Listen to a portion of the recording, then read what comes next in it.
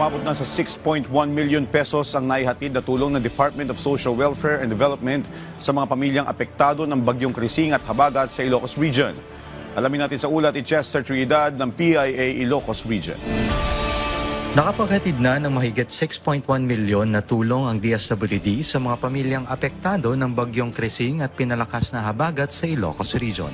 Sa pinakahuling situational report ng DSWD Field Office 1, nasa 38,532 pamilya o 143,743 individual ang naapektuhan sa 418 na mga barangay sa Ilocos Norte, Ilocos Sur, La Union at Pangasinan. Sa mga ito, 80 pamilya o 228 na individual ang nasa 13 evacuation centers at 11 pamilya o 39 na mga individual ang nakikisilong sa mga kamag-anak o kaibigan.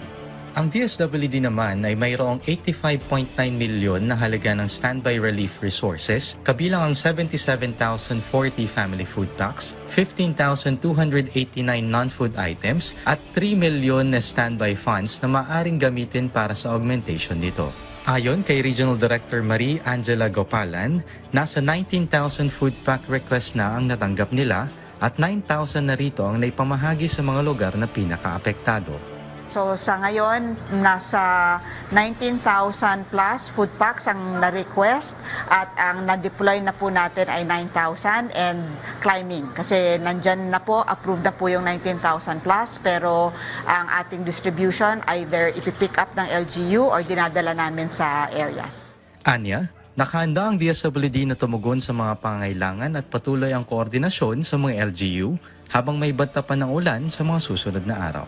Mula rito sa La Union, para sa Integrated State Media, Chester Trinidad ng Philippine Information Agency.